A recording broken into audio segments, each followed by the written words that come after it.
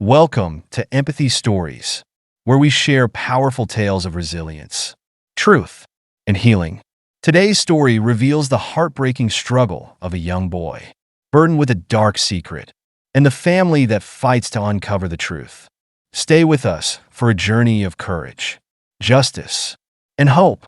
The courthouse stood tall and imposing, its stone walls weathered by time, a silent witness to decades of justice and injustice alike. The hum of conversations echoed through its marble hallways as people hurried to and from the rooms where lives were decided and futures sealed. On this particular morning, Room 7 was filled to capacity, the air thick with tension. The doors opened, and all heads turned toward the small figure entering the room. 12-year-old Michael Thomas shuffled forward, his thin frame swallowed by a navy sweater that hung loosely over his shoulders. His worn blue sneakers squeaked against the polished floor, their sounds amplified in the otherwise silent chamber. On either side of him were two officers, their towering presence making the boy seem even smaller. The handcuffs around Michael's wrists looked almost absurd, as though they belonged to someone far older, far more dangerous. Sitting at the front, Michael's parents, Lisa and Mark Thomas, clung to each other as though holding on for dear life. Lisa's face was pale, her once vibrant eyes now sunken and red from weeks of tears. Mark, a man who had always seemed so strong, sat motionless, his broad shoulders hunched in defeat. Both of them watched their son with an anguish only parents could understand, silently asking themselves the same unanswerable question. How had it come to this? The judge entered the room, and the gallery stood, as tradition dictated. Judge Gregory Hughes, a man in his 60s with a reputation for fairness tempered with unwavering firmness, settled into his chair. His expression was hard to read, his eyes sharp as they scanned the room. This was not a case he had ever imagined presiding over, one where a child stood accused of a crime so unthinkable it defied comprehension. "You may be seated," Judge Hughes said, his voice deep and measured, as the crowd settled back into their seats. The prosecutor, James Crawford, stood to address the court, tall and thin. His sharp suit matched his sharp tone. He began his summary of the case. "Your Honor, the facts before us are clear and undeniable," Crawford began, his voice echoing through the stillness of the room. On the night of September 15th, Lisa and Mark Thomas found their 3-week-old daughter, Emily Thomas, unresponsive in her crib. The autopsy confirmed that the cause of death was suffocation. The pillow used to commit the crime bore fingerprints belonging to the defendant, Michael Thomas. Lisa let out an audible sob at the mention of her daughter's name, and Mark's arm tightened protectively around her shoulders. Michael, seated beside his lawyer, David Collins, kept his head down, his gaze fixed on his cuffed hands. Crawford continued, unwavering. In the days leading up to this incident, Michael's behavior had reportedly changed. His teacher testified to moments of emotional breakdowns, an incident of crying alone during recess, and an overall detachment from his usual self. A neighbor, Mrs. Howard, placed Michael at the scene of the crime, having seen him exit the nursery that evening. The weight of the prosecutor's words hung in the air. Every sentence felt like a stone, piling up on the fragile shoulders of the boy sitting silently at the defense table. David Collins stood then, his demeanor calm but determined. "Your Honor," he began, his voice softer, gentler than Crawford's. "Michael Thomas is 12 years old, a boy who, up until this tragedy, was an exemplary student, a devoted big brother, and a child with no history of violence or behavioral issues." He turned toward the gallery, where Lisa sat frozen in grief. "Michael's family will tell you that he adored his sister, that he was the one who colored her nursery walls with drawings of stars and rainbows. We cannot deny the gravity of this loss. But we must remember, Michael is a child. There are complexities here that cannot be ignored." Judge Hughes leaned back in his chair, his eyes narrowing as he absorbed every word. "Does the defendant wish to make a statement?" he asked, his voice resonating through the room. All eyes turned to Michael. David leaned closer to him, whispering something meant to reassure. But Michael remained silent. He didn't lift his head, didn't meet anyone's gaze. It was as though the weight of the room was pressing down on him, crushing the air from his lungs. The silence grew unbearable. "Michael," David said softly, placing a hand on the boy's shoulder. "This is your chance to speak." But still, Michael said nothing.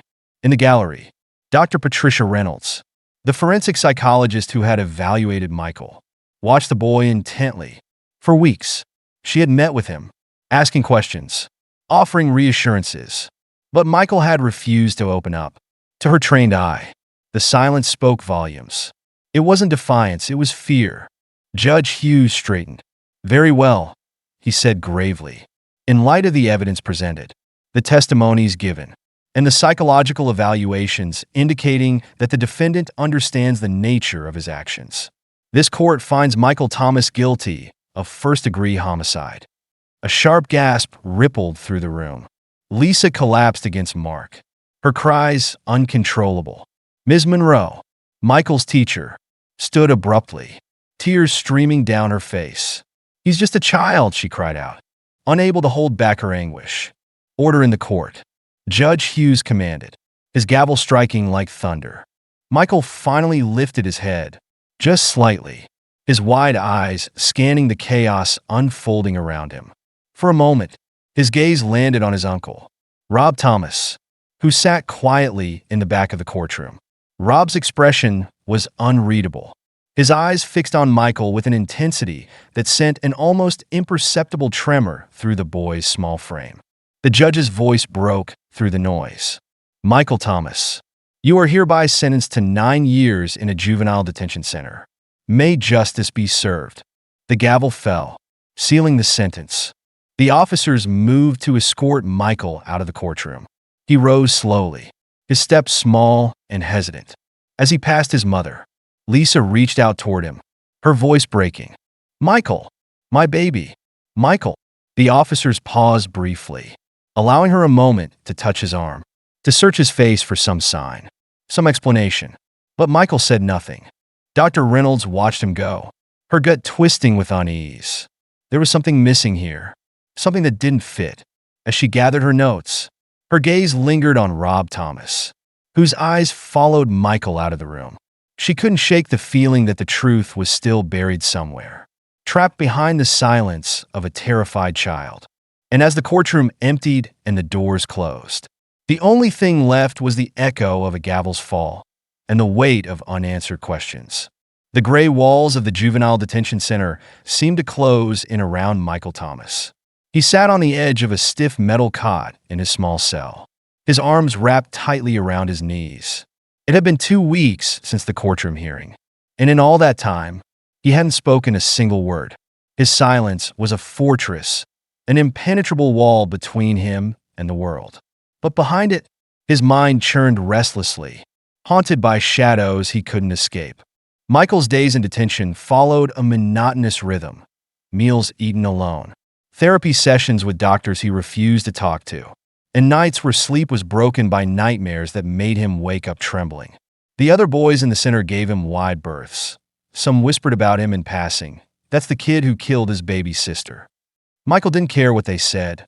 Their words couldn't possibly be worse than the guilt he carried inside. In a small observation room, Dr. Patricia Reynolds stood behind one-way glass, watching Michael through a narrow window. Beside her, Dr. Andrew Torres, the center's in-house psychologist, reviewed a thin stack of papers. "He hasn't spoken to anyone?" Dr. Reynolds asked, frowning. "Not a word," Dr. Torres replied, setting the documents down. "We've tried everything: art therapy, group sessions, even just sitting quietly with him. The only thing he does is draw. And even those," he handed her a small pile of Michael's sketches, "they're unsettling." Dr. Reynolds flipped through the pages, her expression growing graver with each drawing. They were dark and chaotic. Heavy pencil strokes formed ominous shadows looming over a crib. Faceless figures standing in doorways. A small boy curled in a corner with his head buried in his arms. "What do you make of this?" Dr. Torres asked. "These aren't the drawings of a child guilty of a crime," she murmured, her voice tinged with certainty. "These are the drawings of someone who's afraid. Someone who's witnessed something they don't understand or can't articulate." Dr. Torres adjusted his glasses. "So you believe he's innocent?" "I believe something isn't right," she said, her gaze fixed on the boy through the glass. "And I intend to find out what it is." Later that afternoon, Dr. Reynolds sat across from Michael in a sterile room reserved for therapy sessions. The table between them felt like a chasm, though Michael didn't seem to notice. He was hunched over a fresh piece of paper, drawing furiously with a crayon. "Hi, Michael," she said softly, her voice calm but steady. He didn't respond, didn't look up. "You know, sometimes pictures tell us things we can't say out loud," she continued. "They help us when the words are too big or too scary." Michael's hand paused briefly before resuming its frantic work. Dr. Reynolds leaned forward slightly, her voice gentle. "Can I see what you're drawing?" Michael froze, his shoulders hunched further, his small hand gripping the crayon so tightly it nearly snapped.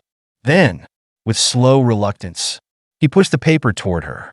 She studied it carefully.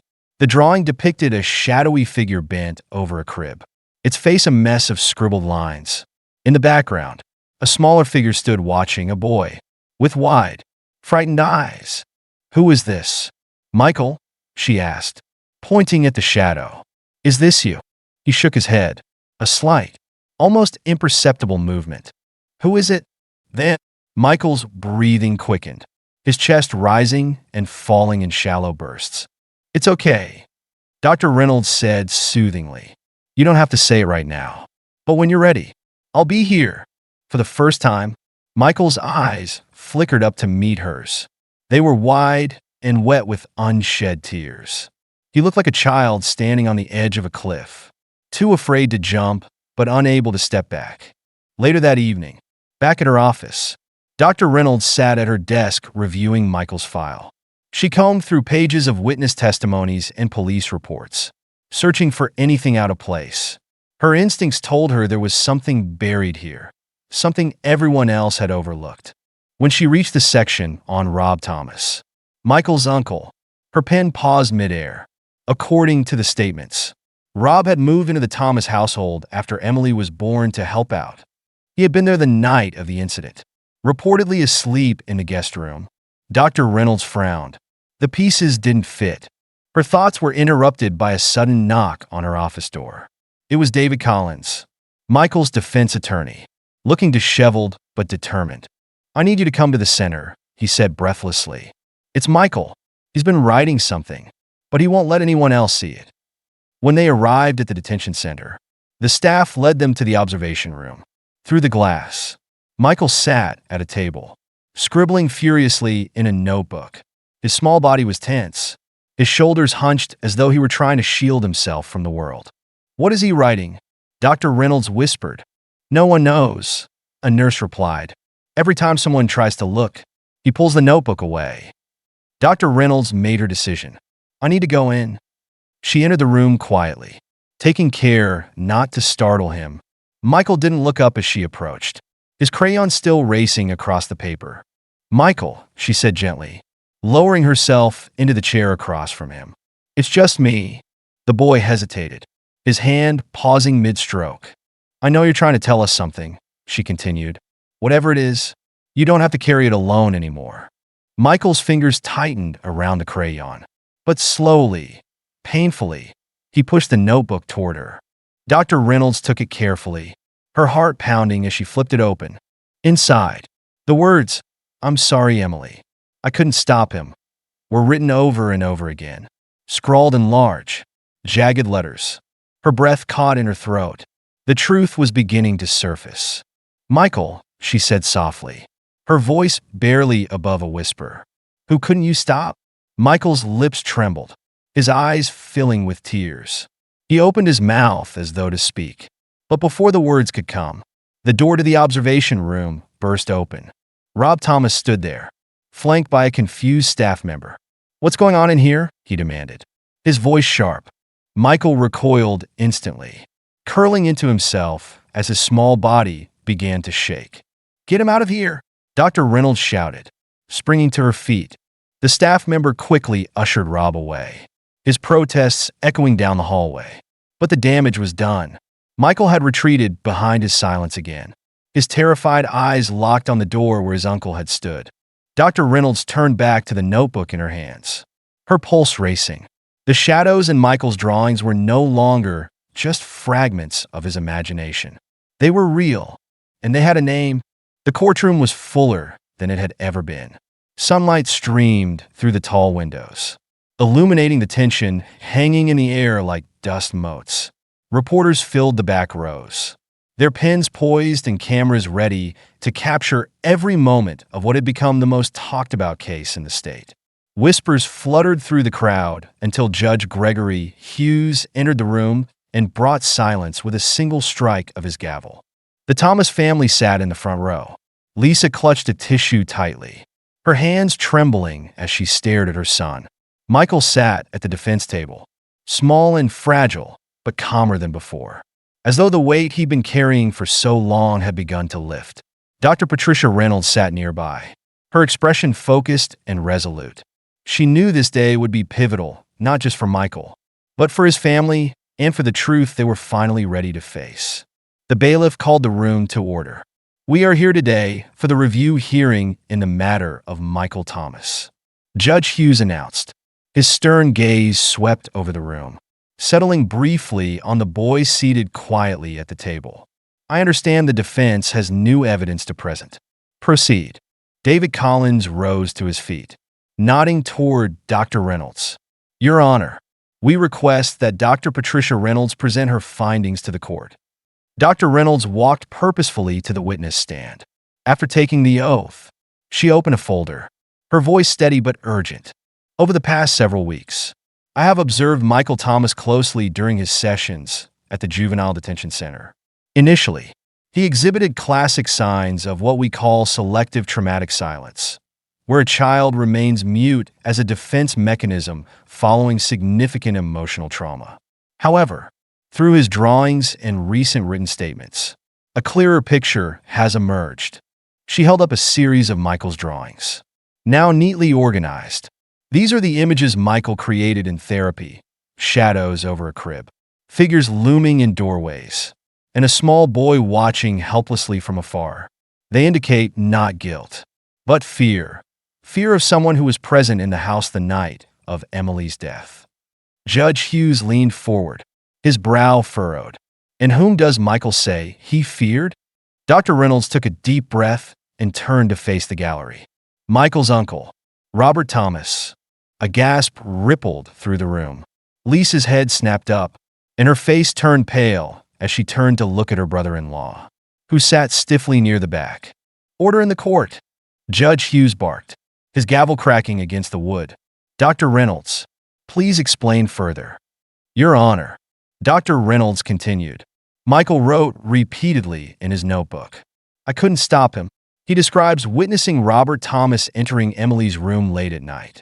He says that on the night of Emily's death, he tried to stop his uncle, but when Emily stopped breathing, Michael, only 12 years old, thought placing the pillow back might fix her, like something he'd seen on television. The room fell into stunned silence. "That's a lie." Robert Thomas shot to his feet, his voice booming through the chamber. "He's lying." Judge Hughes struck the gavel with force. "Mr. Thomas, sit down, or you will be removed from this courtroom." Robert froze under the judge's glare, sinking back into his seat, but his face was flushed, his demeanor unraveling. David Collins stood again, his voice measured but firm. "Your Honor, we request that Mr. Robert Thomas be taken into custody pending investigation." Michael's testimony, combined with Dr. Reynolds' findings and his documented reactions to his uncle's presence, raised serious concerns about his role in this tragedy. The judge looked toward the prosecutor, James Crawford, who stood reluctantly. "Your Honor, we have also received evidence from the police this morning, evidence that includes disturbing materials found on Mr. Thomas's devices, as well as inconsistencies in his original statements." Robert sprang to his feet again. "You can't believe this. I was helping my family. Helping." Two officers moved toward him, but he bolted toward the door. You're all fools. He's lying." The room erupted into chaos as Robert was restrained and taken into custody, his protests echoing through the hall. Michael sat frozen in his chair, his small shoulders rising and falling rapidly. But his face was calm. For the first time, he wasn't alone in carrying the truth. When the room settled, Judge Hughes addressed Michael directly. His voice was softer now, less imposing. "Michael," he said, "you have been very brave in telling your story. I want you to know that none of this was your fault. You did everything you could to protect your sister." Lisa burst into tears, burying her face in her hands, and Mark wrapped his arms around her. Their son was no longer the accused. He was a child who had tried to shield his family from a monster no one else could see. Based on the evidence presented, Judge Hughes continued, "I am overturning Michael Thomas's conviction. He is to be released immediately into the care of his parents, with ongoing psychological support to help him heal." The gavel struck one final time. In the days that followed, the truth about Robert Thomas shocked the entire community. His arrest led to the discovery of more victims, and the full extent of his crimes came to light. The media, once obsessed with condemning Michael, turned its attention to Robert, painting him as the true villain he was. At home, the Thomas family began the slow process of healing. Michael, though still haunted by his memories, began to speak more freely with the help of Dr. Reynolds. One afternoon, Michael sat at the kitchen table, carefully sketching a picture of his family. This time, the figures were smiling, standing together under a bright sun. "Can I hang this in Emily's room?" he asked softly, holding up the drawing. Lisa's tears returned, but they were tears of hope. "Of course, sweetheart," she said, her voice trembling. "She would love that." Months later, Michael stood at the front of his classroom, holding one of his drawings. His teacher, Ms. Monroe, smiled encouragingly as he turned to face his classmates. "I drew this because I learned that it's okay to tell the truth, even when it's scary," Michael said, "and it's okay to ask for help. I want other kids to know that, too." In the back of the room, Dr. Reynolds watched proudly, knowing that Michael had taken the first steps toward reclaiming his life. For the Thomas family, the pain of losing Emily would never fully fade, but her memory had become a symbol of love, courage, and the power of speaking up. Michael's bravery had not only revealed the truth but had given his family, and himself, a second chance to heal. And in the warm glow of a late afternoon, as Michael and his parents stood together, holding hands, there was a sense of peace, a promise that the shadows of the past would never again silence the truth. Thank you for watching Empathy Stories, where every story reminds us of the strength of the human spirit and the power of truth. If this story moved you, please like, share, and subscribe to support our mission of spreading compassion and awareness. Let's continue to listen, learn, and inspire change one story at a time. See you in the next video.